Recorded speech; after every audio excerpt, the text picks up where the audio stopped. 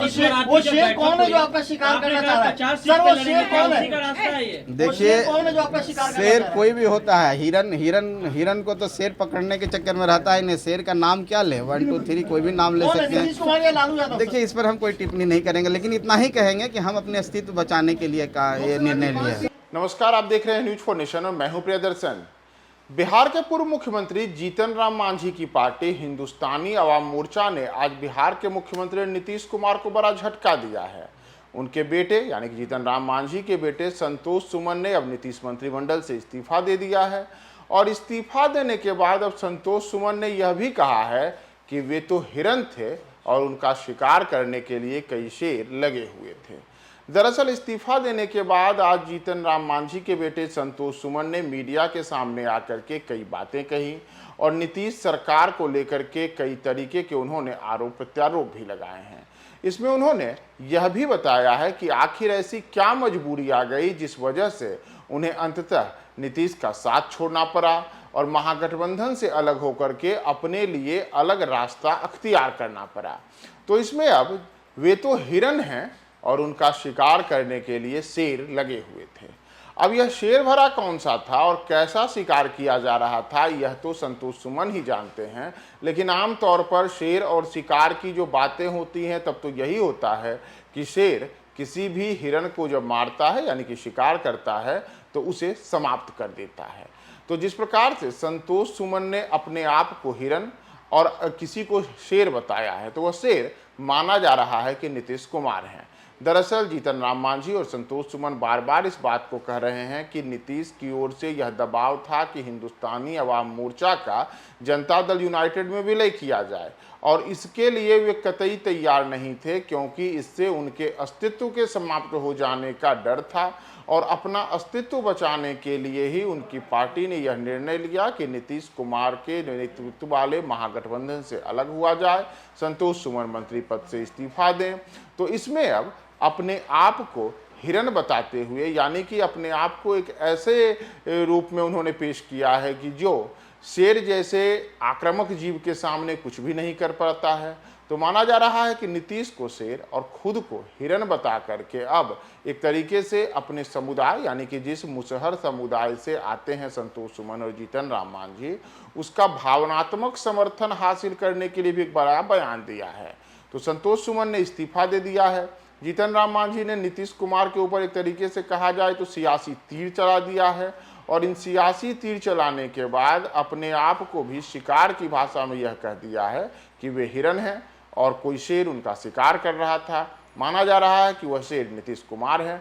तो आप सुनिए कि इन शेर और हिरन वाली बात में कौन किसका शिकार कर रहा था और किस शिकार के होने का डर संतोष सुमन का था। आप पूरी बातें सुनिए। वो शेर कौन है जो आपका शिकार करना चाह रहा है? सर वो शेर कौन है? देखिए, कौन है जो आपका शिकार करना शेर चाह रहा है? कोई भी होता है। हिरन को तो शेर पकड़ने के चक्कर में रहता है। नहीं, शेर का नाम क्या ले, 1 2 3 कोई भी नाम ले कौन है? सकते नीतीश हैं। कुमार या लालू यादव? देखिए, इस पर हम कोई टिप्पणी नहीं करेंगे, लेकिन इतना ही कहेंगे कि हम अपने अस्तित्व बचाने के लिए का ये निर्णय लिया है।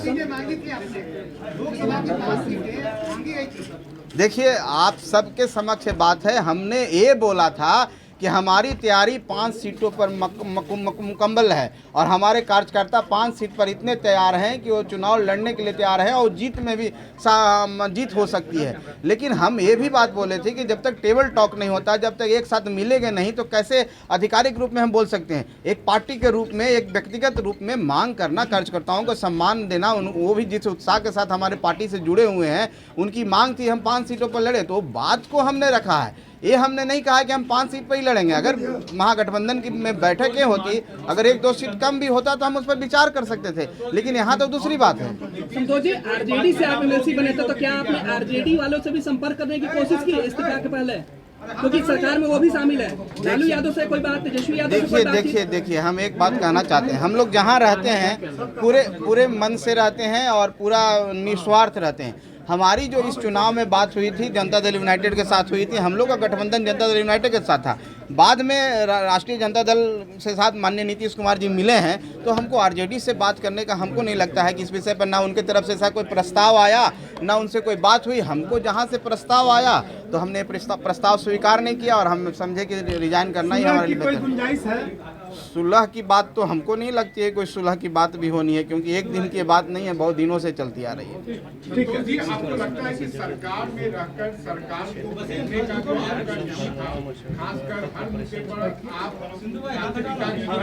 वो सरकार की आलोचना करते थे, राज्यपाल से मिलते थे, केंद्रीय गृह मंत्री अमित शाह से मिलते थे, वो आपको लगता है कि अच्छा, एक चीज आप एक बात आप बताइए कि राज्यपाल से मिलना कोई गुनाह है क्या?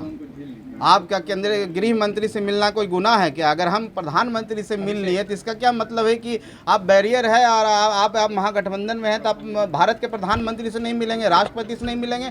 अगर जनहित के मुद्दों के लिए आप मिलते हैं और किसके लिए मिले थे आपको पता होनी चाहिए कि हमारी दशरथ मांझी जी को हम लोग भारत रत्न दिलवाना चाहते हैं। उसके लिए हमारी एक टीम गया से पैदल यात्रा की थी, वो दिल्ली तक गई थी, वहाँ पर महामहिम से राष्ट्रपति महोदया से हम लोग समय मांगा, उनका समय मिला, प्रधानमंत्री जी से समय मांगा गया, उन्होंने बोला कि मेरा विषय है गृह मंत्री से मिलिए, तो गृह मंत्री से उनके ऑफिस से आया हम लोग को मिलने का। हम लोग ने गृह मंत्री से समय मांगा ही नहीं था। अगर आप लोग पता कर सकते हैं, आप मीडिया के साथी आप पता कर सकते हैं, तो किसी से मिलने से अगर हम छोटी पार्टी हैं तो हमको बैरियर लगा दिया जाएगा। हम मिलने राज्यपाल तो गार्जियन होते हैं संविधान के, स्टेट के। इस्तीफा दिया है या आपसे इस्तीफा मांगा गया है? देखिए, इस्तीफा मांगा गया और दिया गया दो विषय। हम कह रहे हैं कि हमारा अस्तित्व खतरे में, अगर कोई हमको कहे कि आप विलय कर जाइए तो मेरे पास क्या उपाय है, क्या ऑप्शन है?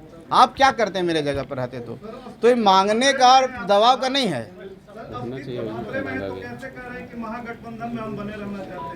हम तो आखिरी कोशिश करेंगे।